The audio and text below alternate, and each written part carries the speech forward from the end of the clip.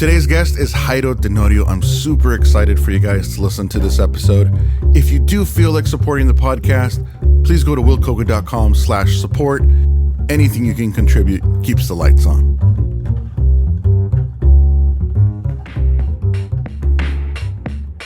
Welcome, everybody, to the Will Coca Podcast. Another episode starts now.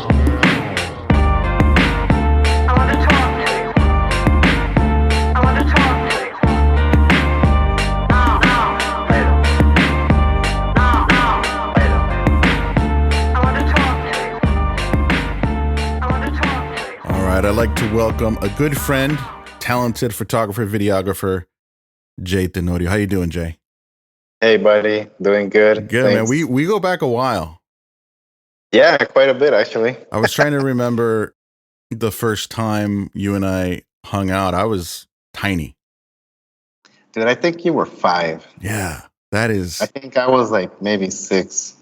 Right. That's a long time ago. What year were you born in? 84.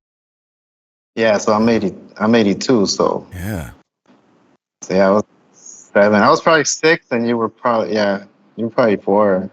Yeah, and you were in Idaho at the time, right? I was living in Idaho, yes. Yeah. For those of you who don't know what you do and who you are, why don't you give them a little breakdown of the world of Jay Tenorio? Okay, sure. It's a little bit complicated. I was born in Mexico. Yeah. It's a place close to Monterrey, Mexico, called Montemorelos. Mm-hmm. And it's a small town. And I was probably a month old when they took me to the States. When my parents took me to the States, we went to, I think it was San Jose. Okay. Probably lived there. I know we lived in San Jose, and I know we lived in a couple other places in California. But then we moved to Idaho. What made you do the move to Idaho? Do you know? Yeah, so my dad got a job in Idaho. They offered him a pretty decent job. It was freelancing, but basically he was going to be the provider for this place called the Pacific Press. It's an Adventist. I think they do like magazines and books, and they do a lot of work for the Adventist community. And they basically said that he was going to be their main provider, so he took off to Idaho. Okay. And he was freelancing. He was basically, back then, there wasn't like digital printing. Right. So they would have these huge computers where they'd put like these rolls of negative paper, and then they would type in the whole magazine. Mm-hmm. And then they'd have it printed out or developed. Actually, they'd have the rolls developed in a dark room, and then they'd like get like, what are they called? X-Acto knives. Yeah. And they just cut out like letters, bigger letters, and they design it basically by cutting pieces of the magazine, and like that's how they design these things. Now they do it on the computer, but back then that's how they used to do it. Wow. And my dad had like a little studio in the garage downstairs. They turned it into a studio, and that's what he'd do. He'd like type out these things, develop them, design them, and then send them off so they'd be printed in these huge machines where they like, it's not digital, but I forgot what it's called. Right. I was a little kid. I mean, like, I don't remember much of it, but I do remember a couple things. So the artistic creative side runs in the family then? Yeah, I guess so, man. I mean, yeah. My dad studied to be a chemistry teacher, so it's not like... Well, photography is science, right? It kind of is. I guess it is. Yeah. I don't develop anymore, but... Right. Did you ever develop? I did. I actually, when I started photography, I remember that I took this class because there wasn't a degree in photography, I don't think in all of Mexico when I started. Wow. I started back like in 2007. Yeah. And I think the best, or like the closest place to me was California. if I wanted a degree, and I was Sure. living in Morelos again. Which Kind of skipped a bit. to give people context, how far away from California is Montemorelos? Probably about 3,000 miles, Wow. roughly. Okay. Maybe a little less, maybe 2,500 miles, probably. Yeah. Mhm. So the So closest degree for photography was 3,000 miles away. yeah, so I was like, I don't need college. Right. So I took these classes. They had like this university where they gave it was like they're not certified, but it was basically like a mini university, a 2-year thing. Okay. And I took on that, and the first thing we did was it was black and white film. Oh, wow. So yeah, so we'd shoot black and white film all day, and then we'd develop it ourselves in the darkroom. Okay. So yeah, so I really enjoyed that part. That it's definitely not worth doing it anymore, Right. It's but expensive, right? it's expensive. I mean, it's worth doing it if it's like a hobby and you enjoy it, but it's not for work, basically. Sure. At least I don't know. Maybe you can. I don't know, but I don't use it in Right. weddings. So Okay. All right. So you did some developing. When did you start getting into the digital part of photography? so when I started school, I had a digital camera. It was like a 6 megapixel camera. It was a Nikon, and it was interchangeable lens. Hmm. But they were, I mean, it was kind of like they were just starting to become like an actual replacement for film. Sure. Like you could use it, but it wasn't like the quality wasn't too good. The noise was terrible. Like if you go above certain, like let's just say if you go into dark places, Right. it would come out pretty nasty. Right. And for those listeners who don't know about photography, explain what the noise is in an image. Okay, so so the noise is basically the darker it gets, the more sensitive your film or your sensor needs to be, Okay. basically. So you need to absorb more light in less and with less. I mean, you need to absorb as much light as possible. So you sacrifice quality for that, Right. basically. I mean, yeah, in a nutshell, that's about it. So the noisier it gets, I'm sorry, the darker it gets, the noisier it gets, which it comes out like you see it on the picture, like grain, like Right. little dots everywhere. And that's And aesthetically pleasing in some aspects, but it's not when you don't want it to be there. exactly. And then back then in the digital cameras, it wouldn't just be like the aesthetic, nice looking kind of grain that you actually throw on a film look. Yeah. But it'd be like these colored, like little red and green dots everywhere, and it distort the image pretty nasty. Wow. So So you started with So, yeah. that. Did you ever dabble with it in middle school or grade school? Were you ever was that No, even an option? no, honestly, it wasn't. And I did. I remember having a camera when I was like maybe like 8 years old Yeah. or even younger. I used to love having these little cameras, and they used to have this film. It was called Instax, I think. No, Mhm. Instax is the new Fuji ones. They were these little tiny cartridges that you just throw in the film camera, and it unroll itself, and it was all automatic. You just shoot, and when it finishes, it rolls up again, and you pull out the cartridge and just send it off to get developed. Wow. And I used to love those, but not as a photographer. I mean, it was just. Right. I mean, I didn't even have the concept of photography Right. in mind. When did it click for you? It actually clicked when, like, back in 2007, I had a girlfriend, which is now my wife, and she was finishing school, and she had two photography classes, and she used to carry around this camera, and it was a Canon camera, and it had interchangeable lenses, and I remember like instantly like gravitating towards that camera, like. Yeah.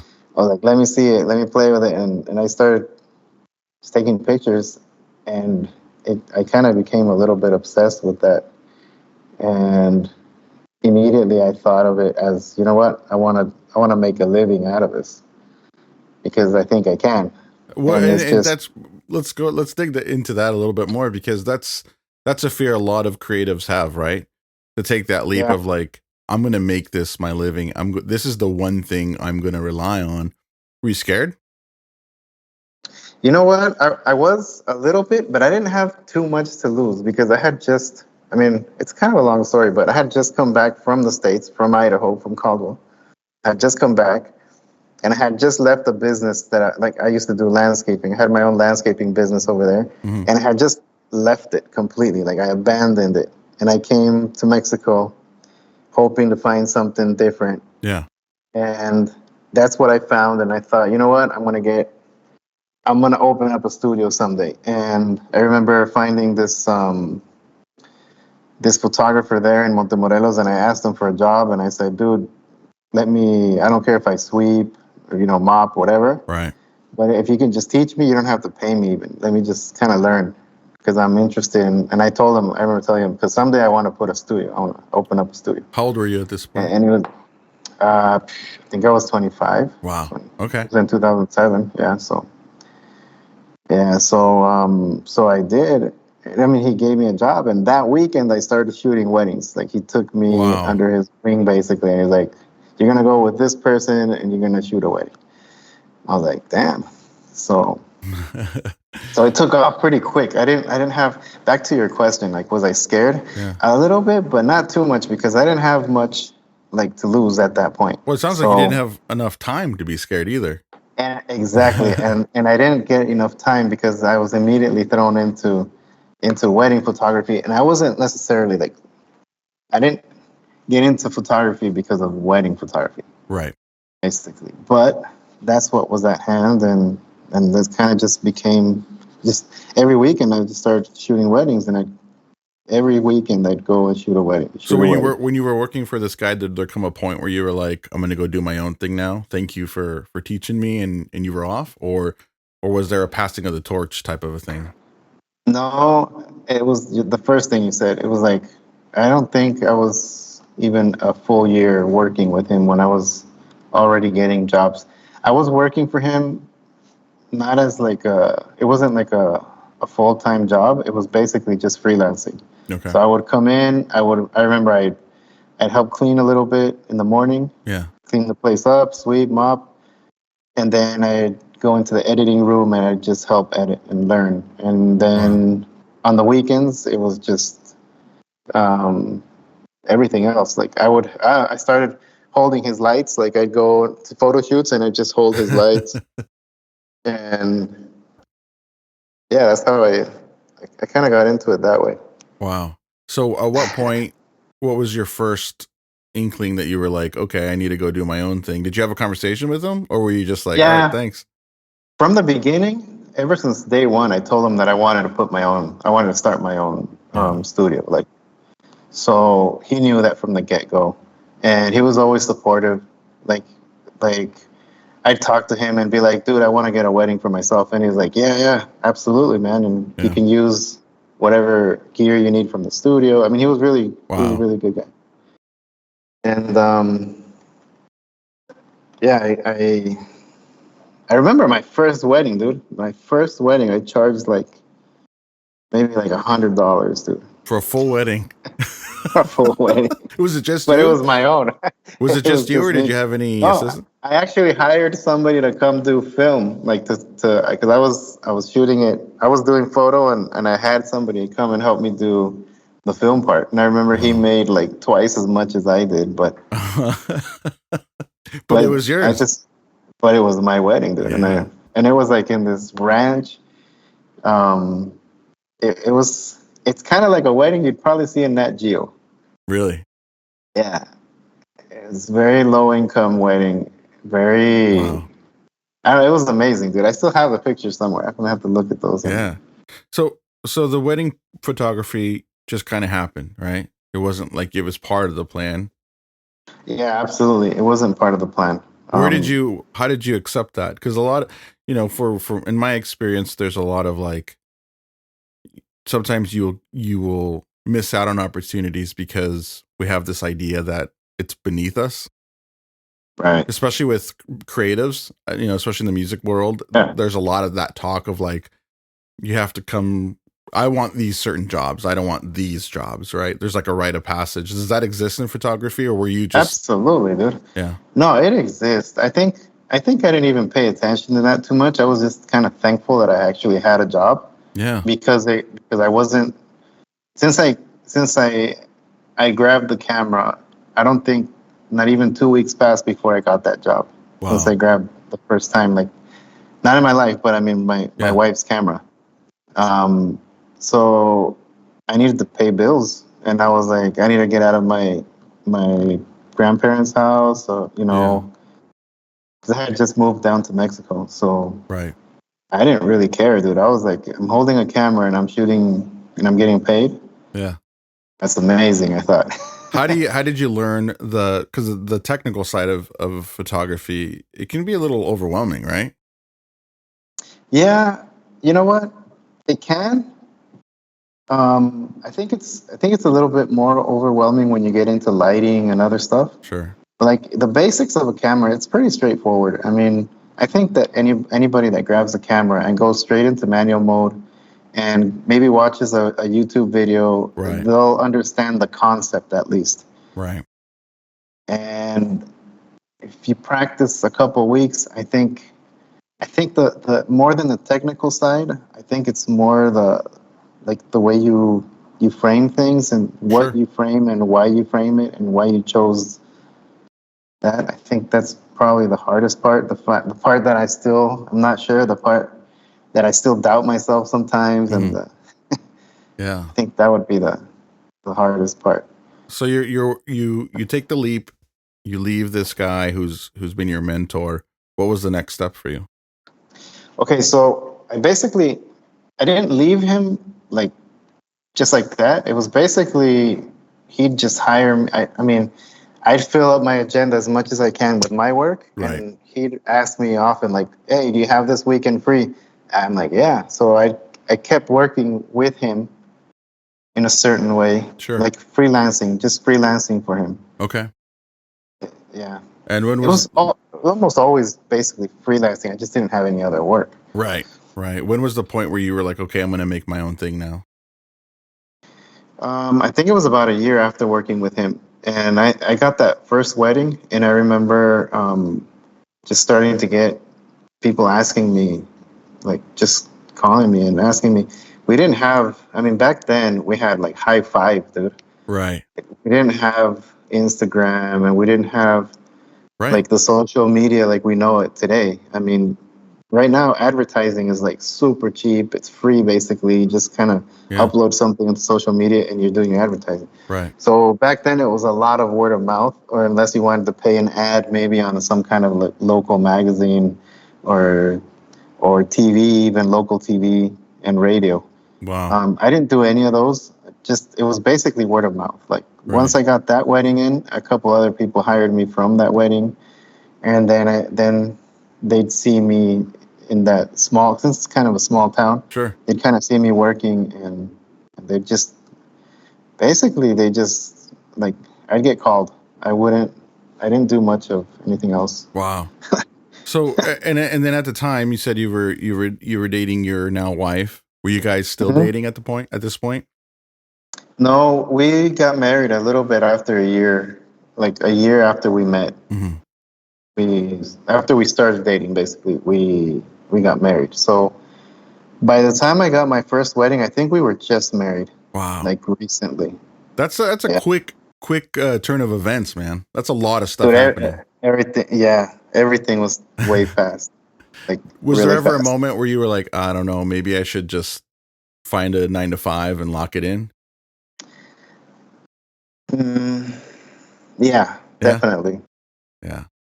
I think that voice still kind of bothers me sometimes. Really? Even now? I gotta be honest with you. Yeah, yeah, absolutely. What is it Um, about that voice that bothers you? Is it at what point, how much would you have to be doing for that voice to go away, or is that voice never going to go away?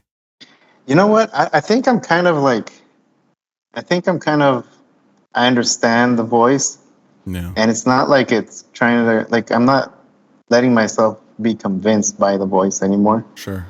But I think I think it's just mainly insecurity. Yeah. Sometimes, not always. It's not like I wake up every day and like, God, I need to find a 9 to 5. Right. But there are times when maybe I'm exhausted and I'm like, dude, if I just had a 9 to 5 and I didn't have to worry about anything else but Right. go to work, clock out, and I forget work, and I just come and be Yeah. a father, a husband, Yeah. and forget everything. I love that sometimes. I think that's what kind of like messes with my head. But Right. it's not a bad thing. I think it's a good thing And to. I think people, the misconception of like being a creative is that we're not busy, like, Mhm. because the final product is, especially nowadays, like you said it with Instagram, social media, even now with a lot of the stuff that I do is short, and it lives in such a momentary time Mhm. that I think people forget how many hours it goes into creating that photo Yeah, or that, sound bed piece or that podcast absolutely. theme. So it's that 9 to 5 seems so appealing because you're, It like you said, you're does. done after 5 o'clock. You forget about everything. Somebody else worries about everything else. What's the normal turnaround for you now for like a weekend wedding where you're doing video and photography? How many hours are you putting in? So a full video, it takes me about 20 hours to edit a full video of a wedding, roughly, Right. roughly 20 hours. I mean, sometimes like if it's a long wedding, because we do weddings like depending on the hours that they want us there, basically. Like, Sure. if they want a full day where we go and cover everything from their getting ready to Right. like the dress before it gets put on and the makeup and all of that, we're doing maybe 15-hour weddings. Wow. Um, and if I'm shooting video, I'm coming home with maybe 400 or 500 gigabytes of footage from two cameras. From two cameras, one still camera, which is just like basically like just to make sure that everything gets that nothing. It's a security camera basically, Right. and a drone. And we've been lately hiring an FPV drone droner, or what do you Yeah. call Yeah. them? Yeah. Pilot, Pilot. Yeah. FPV pilot. So there's a lot of Wow. footage, dude. So And so this has been like a growing operation that you're doing, right? You haven't always offered all the things you offer right now. yeah, absolutely. I used to just do photography, Yeah. basically. And we just moved down to Villahermosa, the south of Mexico. Hmm. 'Cause I used to live like 2 hours away from McAllen. That's where Montemorelos is. Monterrey is the north of Mexico. Right. We just moved down to the south part of Mexico, the southest of Mexico. Hmm. We have Guatemala 2 hours away from us. Oh, wow. So Okay. yeah, so when we moved down here, it was kind of like another one of those crazy moments where we didn't think things through and we just said, you know what, let's just go. We picked up and left. We got Wow. here. I had nothing planned out. I had nobody to work with. Nobody knew me here. When was this? This was in 2021, Wow. So post COVID. post COVID, barely Wow. post COVID. It Wow. was it was when I was able to move because most of my weddings were canceled Right. because of COVID all of a sudden. And I didn't have anything but little tiny, those 30 people weddings. Right. And so we moved down here because we could. And Right. my in-laws are down here. Okay. So that's why we just took advantage. And we were like, you know what? If we're going to do it, we're going to do it now. So how much of an It's like, impact did COVID have on your business there? well, it did kind of destroy it. Wow. I was definitely not prepared. I didn't have any savings. Well, I don't I think didn't. anybody was prepared for that. Yeah, I mean, yeah, Yeah. I had like zero savings. I wasn't prepared for any kind of anything. Right. Yeah. And then COVID hits and it like basically destroys everything. Right. All our plans, all our weddings that were like contracted, a lot of people asking for their money back. Wow. And it's kind of like I'd love to, but I can't. Yeah. I mean, I'm kind of in your same situation, so it was a tough time. That's a It tough was a little bit conversation to hard. have with clients. I think that's another thing that people don't realize is the art part is great and fun, but the conversations that you have to have that are difficult with clients, because there's no HR. We are HR. Yeah, We are our exactly. own whole Everything. everything. Exactly. And those conversations are Yes, tough. I mean, even in the they're music tough. scene here, like having those conversations with people like, oh, well, hey, can you do this for me? And then, Hmm. it's everything's a sliding scale, but Yeah. what do you include in a pack? So how do you approach those conversations when you have to have them? How did you approach them when COVID happened? Dude, I mean, I tried to be like the most empathetic as possible Mm-hmm. because it was on my contract. It's really clear that you don't get refunds back. Right. But at the same time, it's like, dude, I mean, I have to try to understand. So I tried to give back as much as I could. Right.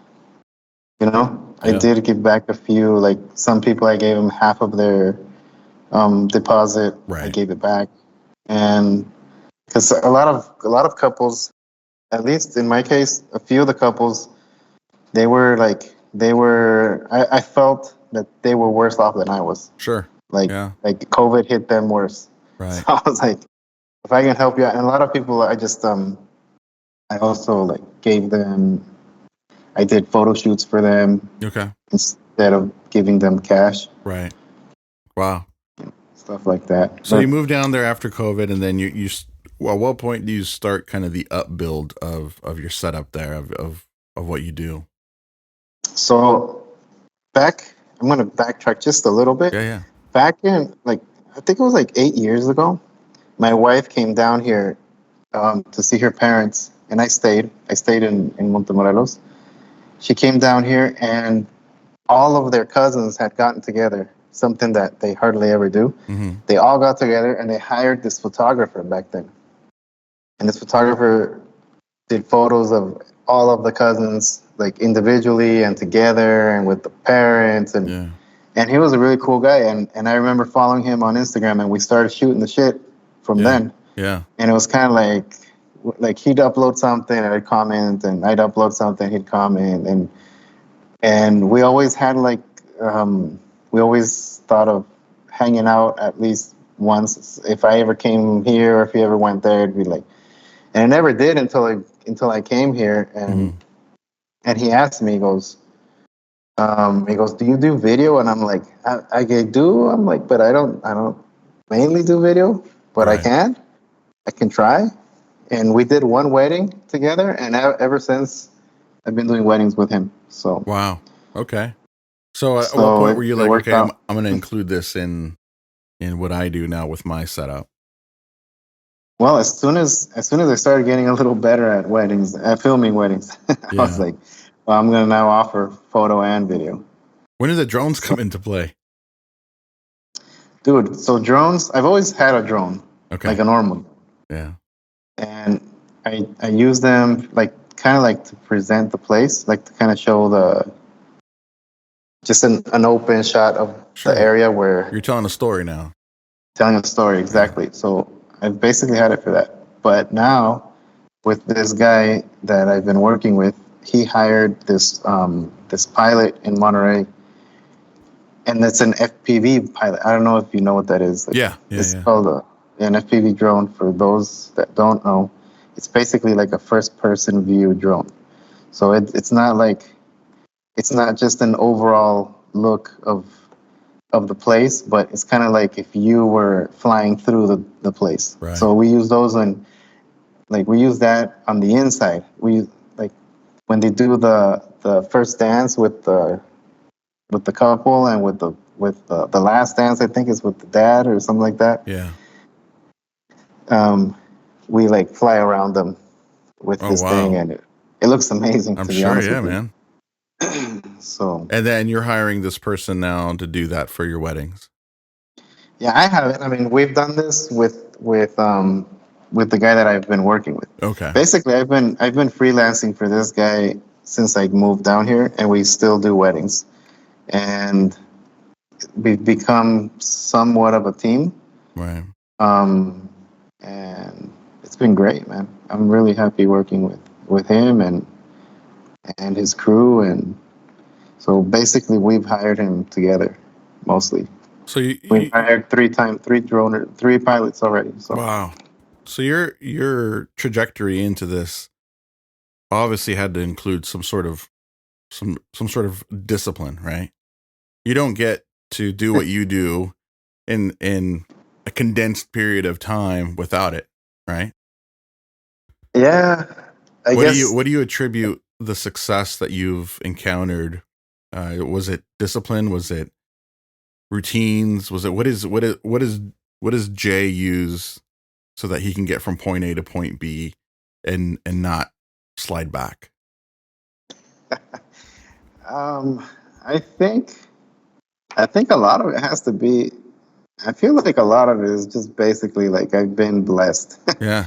for one side, Yeah. on one side, and on the other side, of course, you have to be disciplined, and you can't, like, how do you explain it? You can't let loose. Like sometimes you kind of feel lazy. Uh, um, you don't want to upload maybe to Instagram, or maybe you don't want to. Sure. You have to go like you have to be consistent, basically. Right. Like, And how do you do that? bro, I don't know, man. You wake up and you kind of like, you don't think about it. You just kind of go after it. So you don't allow yourself to go down that road of like, I don't know, maybe I'll just do something else. I allow it maybe 2 or 3 times a month. Wow. Like one day. Okay. Like I'll be like, you know what? Today I'm just gonna hang out. Yeah. I'm not gonna do a damn How do you thing. balance the family life and the career? I think it's a myth, dude, to actually have a real balance. Yeah. I bet you my daughters would tell you there is no balance. But it's hard. I mean, how do I balance it, dude? Honestly, I just try to finish before it's too late in the day, and just go home, and I try to just disconnect. Like Yeah. if it was a 9 to 5, after I leave work, I try to just disconnect. Right. How much time do you give yourself after the event before you start digging into the data to the Bro, the gigs? so our I think one of your questions was the turnaround time. So we come home, and sometimes that at that moment I'm already backing up and I'm already creating proxy media for editing. Wow. And the next day I edit a preview of the video. Wow. Of the whole thing. So that'll take me maybe 6 to 8 hours. Wow. Just the preview. Yeah. And so yeah, immediately. So yeah, when you have a weekend, it's not just the weekend. No, it's not. Monday is like Sunday. Wow. Monday is my weekend basically, because Saturday is the wedding, Sunday it's work all day, and then Monday I can relax. You said you like to unplug. How do you do that? When I unplug? Yeah. I just try to close the laptop. Yeah. And leave it. You do like do you do anything else? Do you lock it down with your family? Do you? Yeah, basically I lock it down. Like if I'm not working, I'm basically with the family. Right. That's it. That's really all I do. Right. Like literally. If I'm not working. Is there ever a point where you've second guessed maybe downsizing? I can't right now. I mean, I can't. I need to. I don't know, dude. It's kind of weird. I'm at a point right now where I'm not making enough, or I'm not making as much as I'd like to yet. Mm-hmm. So I can't think of downsizing. I might need to delegate a little bit. Right. That's the one thing I think as creatives and artists, like we forget is like the most expensive person to hire to do something is yourself, right? Because it's time away from something else you could be doing. That's true. Right. And another thing that's like it's hard to let go is having control of everything. Right. Is that a big thing for you? Be in control? Yeah, sometimes it is. Yeah. And it's not like I think that my work is the best and nobody could do it better than me. Mm-hmm. Absolutely not. But I kind of feel like it's not my vision. Right. If I'm not doing, I don't know how to explain it, dude. It's kind of weird. I should let go though, for sure. But I there's a know I level should there's let a go. level of integrity you want the stuff that you do to have that maybe it's hard for others to communicate in that way, right? Yeah. I find that Yeah, a lot maybe. with music stuff too. For me, it's if it's a song I've created or a project I've created to hand it off to somebody, there's a lot of like ego I have to let go because Yes. art belongs to everybody else, right? Mhm. We create it, but it doesn't necessarily belong to us in the end, you know. That's true. So that's that weird process of like, do maybe I'm caring too much, like we're too precious about it, right? Yeah. So, like, I have a question. Yeah, How do you delegate something? Like, I don't understand how I don't understand the music industry. yeah. So, like, you write a song, Hmm. and what happens next? Like, do you have to like give it to somebody else to edit it, or Well, is the it like a crazy part book? Like, you is give it to an editor, or what is it? the crazy part is sometimes you do things out of necessity, right? Like I could Huh? not when I first started, I could not afford to give it to anybody to do something, so I had to learn how to Right. do it from writing it all the way to releasing it. Okay. Now I'm at the point where if I like the way somebody does something, I can bring them in, and then I could sit with a producer who would produce the song, who will help with the arrangements, how we record it, what we record. That'll go to an engineer who can edit it, and then a mixing engineer who mixes it, and then a mastering. There's so many people involved if you want. Right. But and I don't know if this is the same with photography and videography. Music has been democratized so much that it's so accessible to anybody to learn how to do all of it. Oh yeah, that's the same thing with photo. I mean, everybody's a photographer Yeah. nowadays. Yeah, it's I the mean, I same thing with understand what music. you're saying. Like, I remember when GarageBand came out, I was like, oh no, this is it. Like, there's going to Everybody's be gonna be a kids in their musician. bedroom making Grammy Award winning records. And I've spent so much time and money learning something that all of a sudden the playing field has been leveled. Exactly. Yeah, And absolutely. I 100%. how did you feel that about like the iPhone and the iPhone camera and all that? Dude, I feel that way every time. Like, yeah, well, at first it was when the iPhone started coming out with really beautiful specs for Right. photography. But the cameras have actually gotten, like, right now you go and buy a $300 camera, and you have a camera better than what I had in 2011, dude. You know what I mean? Yeah. That I was working as a professional in 2011. Right. So that's what started worrying me a lot. Like, everything is just everything's going at such a fast pace. I mean, like, Yeah.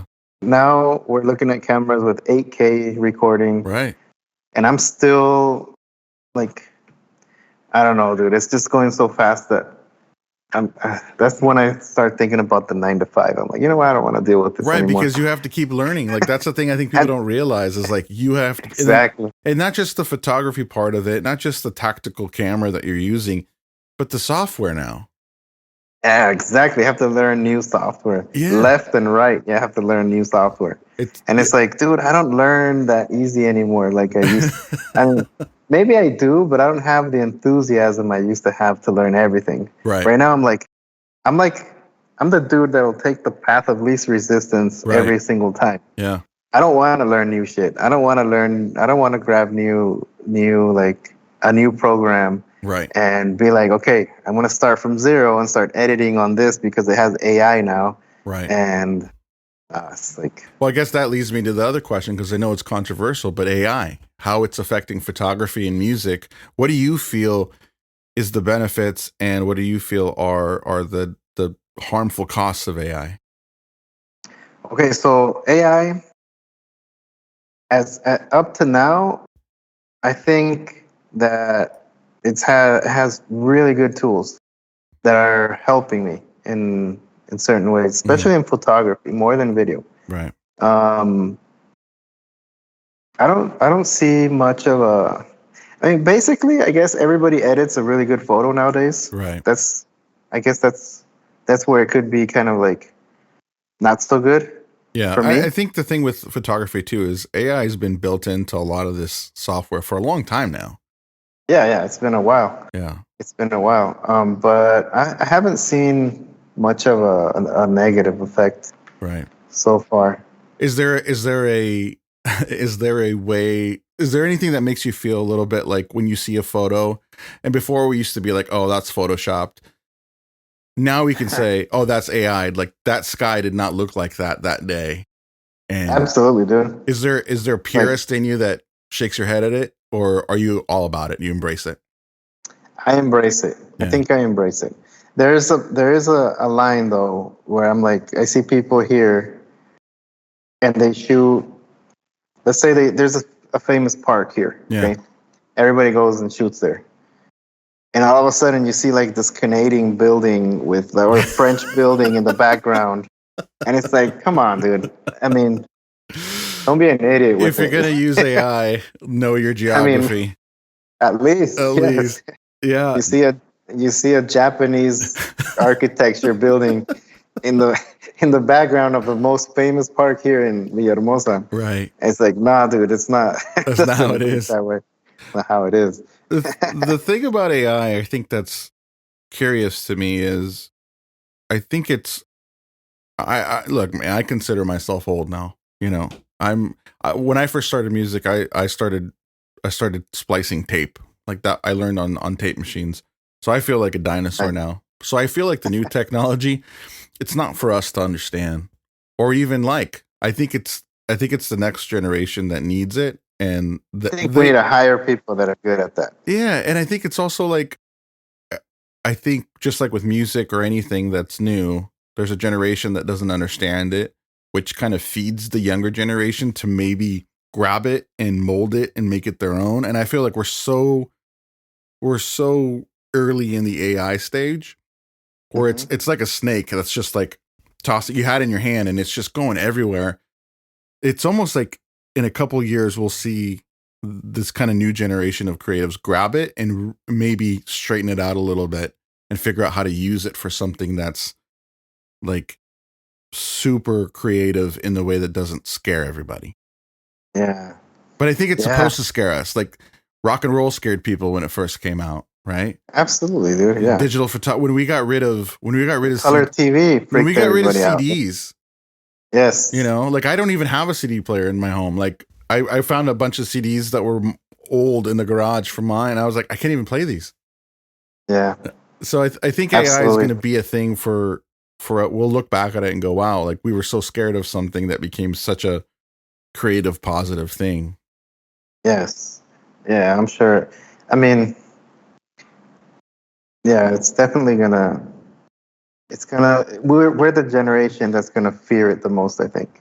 And for the first time in a long time, like our generation is like the one that's like, oh we're wow. the old guys. Yeah, we're like, oh wow.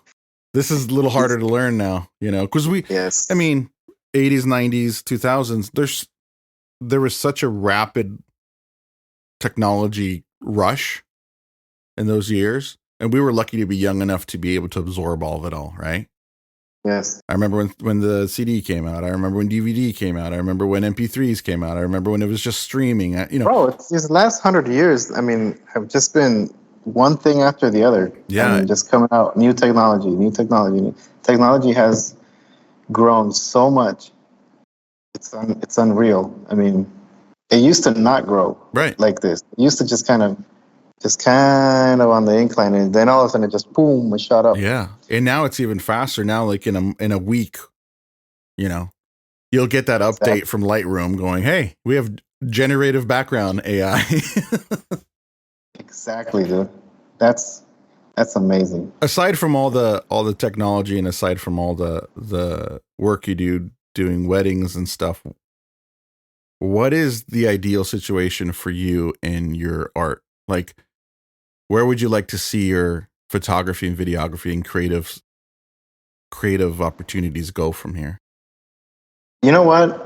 That's a good question.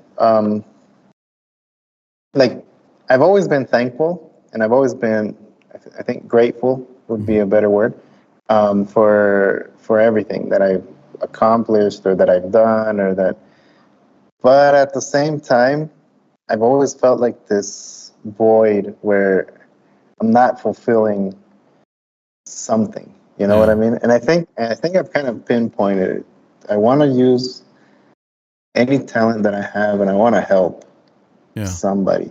I want to use it for good, and I want to just maybe not focus on making money so much, but maybe focus on helping others in some way. Right. Because I haven't done that much, to be honest with you, and I think that's maybe like what I've been kind of like I felt that's missing in my life, basically, in my professional life. How do you see that happening? I don't know, dude. I'm honestly, I'm not that sure yet. I know I'm gonna figure it out, but I think there's a lot.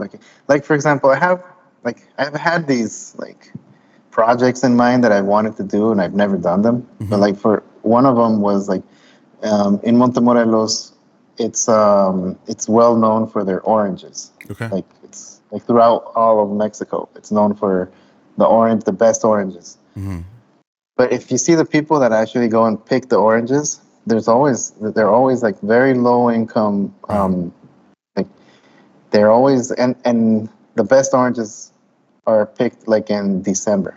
Right. So it's cold, it's rainy, it's muddy. Right. And these guys that's how they live. I mean, and they go out on these trucks and they fill up these trucks full of people. And they go out to these orchards and they just go picking and fill up these huge trucks. Yeah. And everything's done by hand. So I always I had this project for a couple of years that I wanted to go and like maybe follow one person and get to know him and maybe like see how he lives and kind of document how he lives, document his family, him at home, and then him going and working in the trenches, basically, where it's cold, where it's rainy, and just kind of follow him and make a book of that. I really wanted to make a book. So it sounds like you have this desire to tell a deeper story, maybe. Yeah, absolutely. Yeah. I think that's it. Yeah, I think, and I'd love to make a book someday, like print a book of a long-term project, nothing that's like overnight. Right. Maybe like a year's worth of something. Yeah. Maybe like that project, for example. Right. But I haven't done it. I mean, I don't mention it too much because it's like, well, why haven't you done it? It's like, I don't have a good answer for that. I can't give you a good answer. Do you know what stops you from doing it? Yeah, I think just being overwhelmed with work and having a family as well. Like the time that I'm not working, I want to be with the family. So it's like I'd have to sacrifice a little more maybe. But now that my kids are older, I think maybe I can involve them in the project, you know? Yeah. In some way. Do you think much about legacy? I have been lately. Yeah. That's exactly that's like what's kind of like messing with me. Is like I'm not leaving any legacy so far. You know what I mean? Yeah. I want to. And is that something that you've thought about more as you gotten older, or is it something that you've kind of embraced early on? No, absolutely. Just lately. I mean, just last few years. Yeah. I think it's been kind of in the back of my mind, just constantly I need to do something. So when you think back at, your story, because I know you as Heido, most folks know you as Jay. When you think back at Heido when he was young, do you think he'd be proud of what you've done? No, I don't think so, dude. Why not? Honestly, I don't think so. I had a whole other world vision in my mind back then. Like I was when I was a kid, I wanted to be like a pastor, dude. Right. So it's like I'm doing something way different. I think a lot of us did. I think because that was the world we were living in, right? That's true. We both were raised SDA. Too, So that's kind of what you did, Yeah. We were surrounded around those communities, and for better or for worse, I think a lot of the absorption of community and family driven lifestyles, I think I benefited from, but there was this kind of false reality where I really didn't know what else was out there, Yeah. But yeah, it's understandable because that's the world we were living in. Yeah. I think though that if I if I'm able to like merge those two, like maybe what I'm doing now as a professional with maybe some of the expectations I had as a kid, I think I could be proud of myself. Like, I don't think I'm far from it. I just need to do something. Yeah. Do you something, do you think that when you say I could be proud of myself, is there a fear of ever getting there? Like, are you scared of getting to the point where you're like, I'm proud of myself, now what? No, No. I don't think I'm scared. I just need to get my ass and do it. Basically, get my ass up and do it. Yeah. When it comes down to that, say, those projects that you were talking about, and not having the time, and is there ever a point where you want to go, okay, I have to kind of now set my boundaries in order to do this now? And do you think you'll ever get to that point? Yeah, I think I will. I think it's not that I think I will. I know I will. If I'm alive, I know I will. I just it's gonna happen here soon. I already have a couple of projects in mind here. Awesome. Like, one of them, I mean, I don't want to talk about it too much to not like jinx it, but but kind of like what I had in mind over there. There's two things that I want to do. Like, our car broke down and a couple of weeks ago, so I had to use the public transportation. Yeah. And dude, that's another world right there. The drivers go through so much throughout the day. Right. And they get these vans. They're like urbans, and they pimp them out like if they were gonna race them or something. Like, it's like a culture, dude. So basically, I want to kind of like maybe get to know one of them and kind of follow him around and document his life. That and the taco stand guys, man. Those taco stand guys, man. That's exciting stuff, man. That's stuff that's like, that's a different story to tell than the ones that you're doing now with weddings. It's a whole different area now. It's almost like a photojournalist type of mentality now. Yes, that's what I love, dude. That's what got me into photography. Yeah. The good old Nat Geo. I know it's a cliche, but no, I mean, for our generation, that encyclopedia was like that was our escape. That's true. Pre-internet. That's true. I don't think kids even pre-internet. I don't think kids even know what periodicals mean. Like it's you've inspired me to start messing with cameras, and I think back at like when we grew up together, you were kind of always the older one bringing in the cool stuff for me to check out. And you're still doing it, man. Oh man. I saw you got a camera. What did you get? You're using a camera. Is it a Fuji or what? I have a old Lumix GF1. Oh, those are nice. It's not bad, man. I love it. And then I have the Sony A7 III, which okay.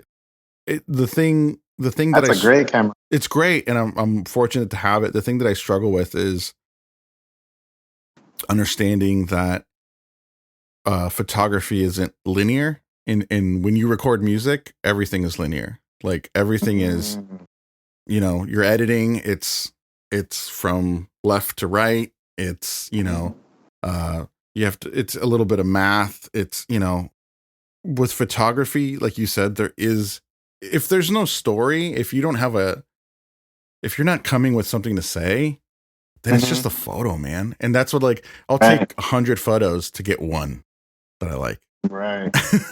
There's a beauty in that. But any tips on you, like composition, framing, lighting? How do you capture moments? Or also, I want to know what you do. Like, are you still taking photos for fun? You know what? There was a big gap where I stopped doing that. A big time where it was just I stopped taking photos for fun. And I was like, oh hell no, I'm not using my phone for that. Right.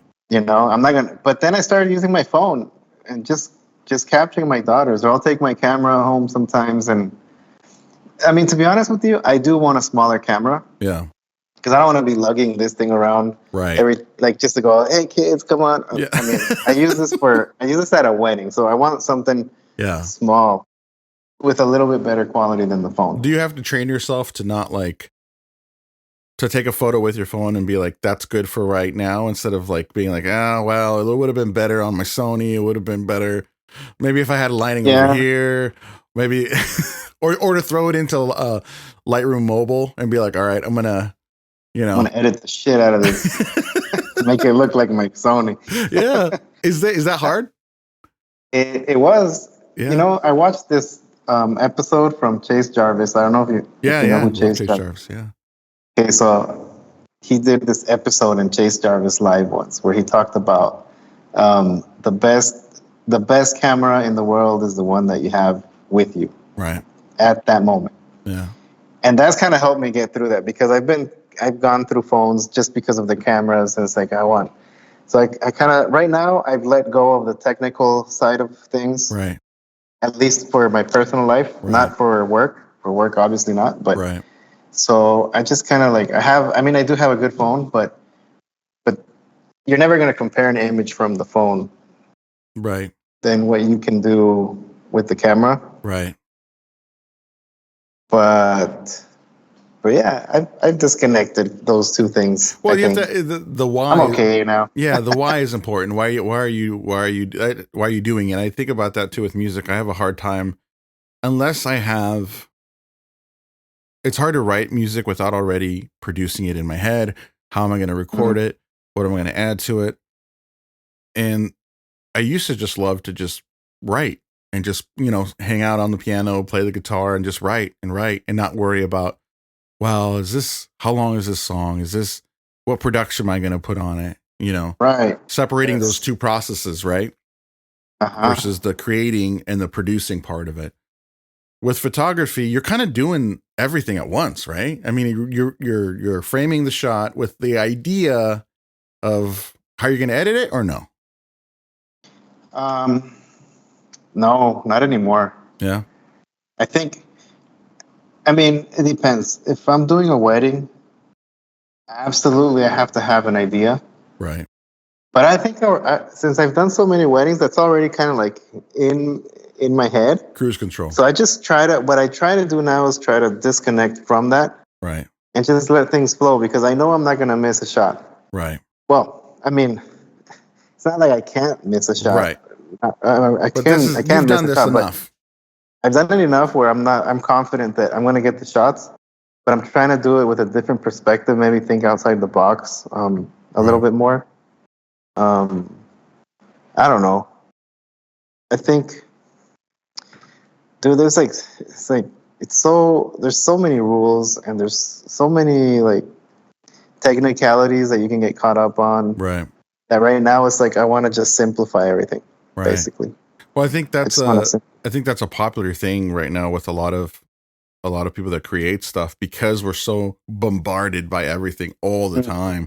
And I think I'm even guilty of it. I remember like talking to Caitlin, my wife, and I was looking at my Instagram feed, and I was like, there's no aesthetic here. And she's like, what are you talking about?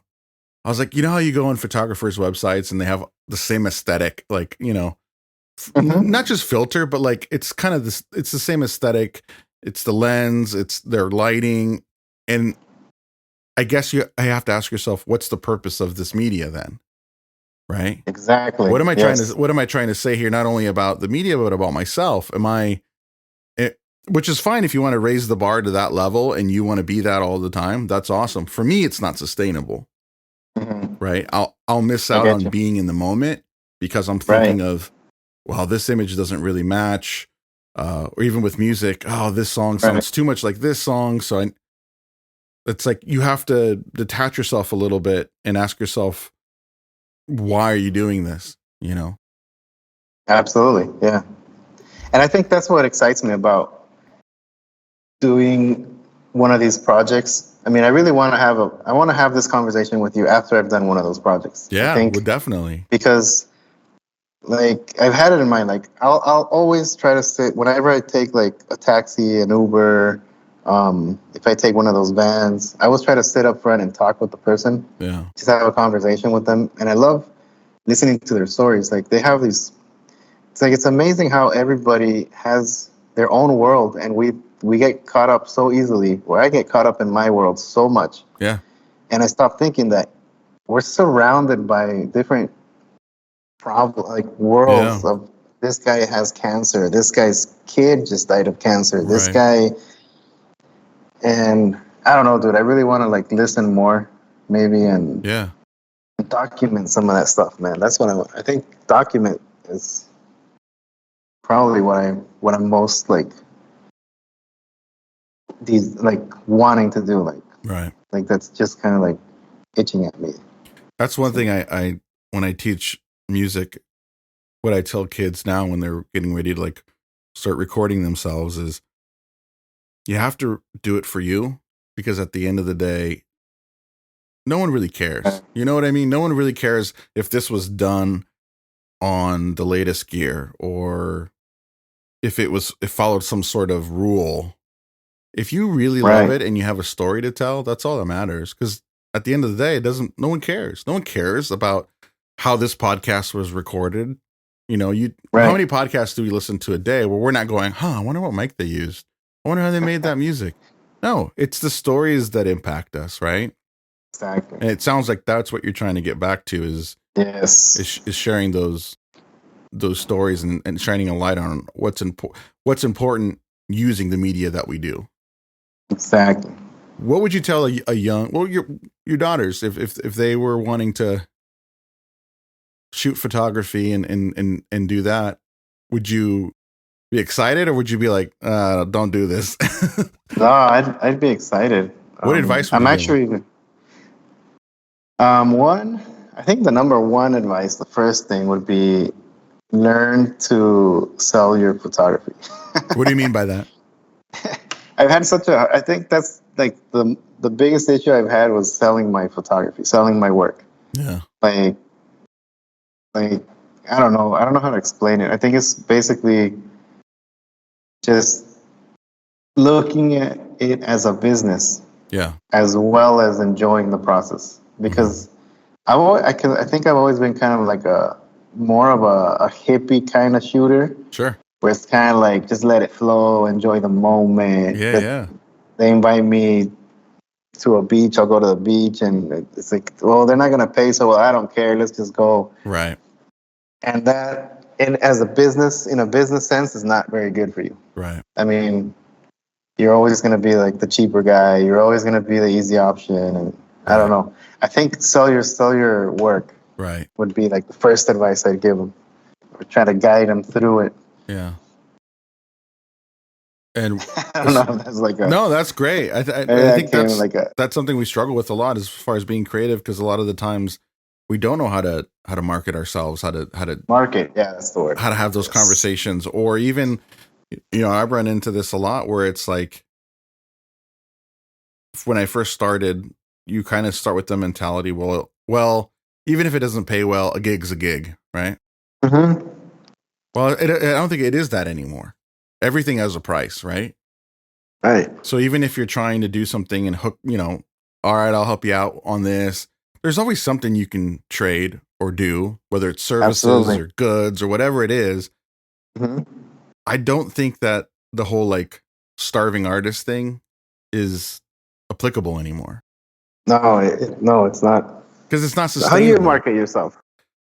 That's the tough part, that for me, that's always been the hardest part, because I love the creating process. I love Right. the studio. I love doing, podcast conversations. The hardest part for me is rap, because by the time I'm a one man machine, dude, by the time I get to that part of marketing, I'm exhausted. Right. I've lived with the Exactly. media for, a while, and I'm just like, ugh. I think what it comes down to is just having the conversations and building relationships. You know, not Absolutely. not Yeah. expecting anything for free either. Like, if you have a friend who does the same thing that you kind of do, and they're kind of, we always have that one person in our community that's just driven and is making it happen. And you look at them and Mm-hmm. go, maybe, how do I do that? Don't expect to just be like, hey man, show me how to do that. Be like, hey, can I buy an hour of your time and dinner? Mm-hmm. You know, building those communities and putting in something of value, because it's easy to be like, hey, just tell me how this is done. We live in that world, man. It's like, go on YouTube, show me how this is done. Right. But to create those contacts, as we used to call them, but now what they are relationships, We can say, hey man, hey Hyde, I wanna learn how to be a photographer. Can I buy 2 hours of your time and dinner for you? Is a little bit easier to digest than, hey, how did you do that? Show me. Right. Right. Yeah, So absolutely. so I think the language behind all that's changing, and I'm trying to like grasp that and embrace it. Mm-hmm. There's a couple of friends that I've done that with, as far as like marketing is concerned, and I think that circle just grows, you know. And you never know, man. It's just talking. Like I always tell the kids I work with, like just be nice to people. You never know when that's going to pay off.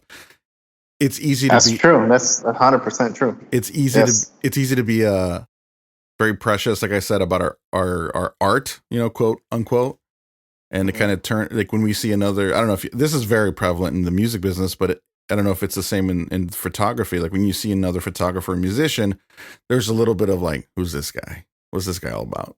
Mm-hmm. You know what I mean? Absolutely. Instead Yeah. of being like we're in the same team. And I think that's an attitude I had a lot in my 20s, and in my 30s it's changed a lot to more of like, hey, can we just do something? Can we learn Yeah. together? Build a community. Absolutely. Yeah.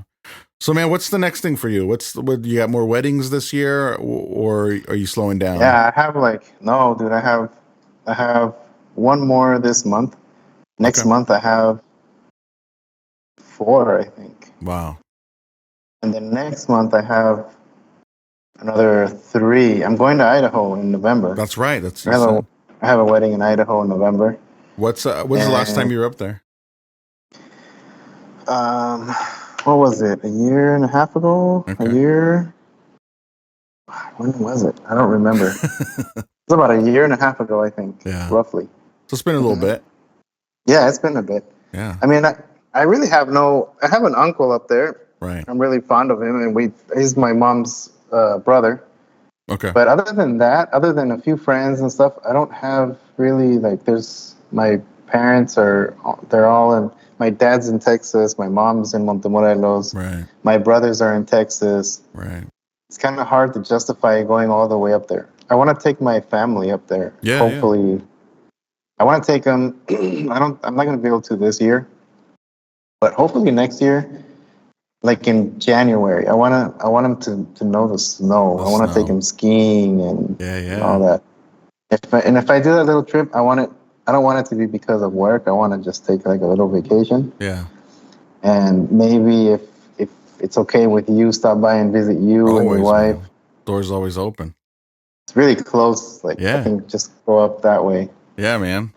Well, I think your story, man, and the work you've put in, and the blood, sweat, and tears that you've done is an example to all of us of if you really work hard at something, it is what you make it, right? Yeah, Yeah. yeah, that's true. And I appreciate you being on today, and all the stories you share. I know you're going to be on again. You're going to be the reoccurring guest, man. Whatever you You're the want, dude. first and many. Dude, I want to have better stories for you next time, man. No, this has been awesome, man. I think your journey is an example to all of us of when we're passionate about something. Like you said, you didn't have time to doubt yourself. Yeah, that's true. You know, I think Just when I listen to you're you talk, passionate. that's the main thing I take away with is if you're gonna act now. That's true. That's true. Yeah, because if you plan too much, I guess planning is good because I kind of do it. The way I've done things is probably like the other side of the other extreme, Yeah. where I don't plan anything and I just take off and do Right. things, and there are repercussions. Sure. But I mean, I'm not a YOLO mentality kind of guy, but it is true a little Yeah. bit. You You know, need to have that ability time's flying. to adapt, right? Yeah, absolutely. Yeah, man. Absolutely. You got to be able to have everything and have nothing at the same time. You Absolutely, have to be man. able to deal with those things for Yeah. sure. Well, what can people find you, man? Dude, honestly, um, I think J Tenorio, it's J underscore Tenorio in Instagram. All right. It's basically where I'm doing everything right now. They can book you on there. They can message you. Everything, yeah. That's right. that's my main contact. This year I'm gonna be on TikTok, and against all my will, I'm gonna be on Facebook as well. We're getting old, man. We gotta embrace this new media. Dude, I don't know, but I have to be there. I have to be present. Right. Absolutely. Well, man, I appreciate you. I love you, brother. Thank you always for talking to me. And yeah, I appreciate you being on this first episode with a guest, man. Dude, I'm honored to be your first episode. And God, I hope we do this again. Yeah, man. I appreciate it.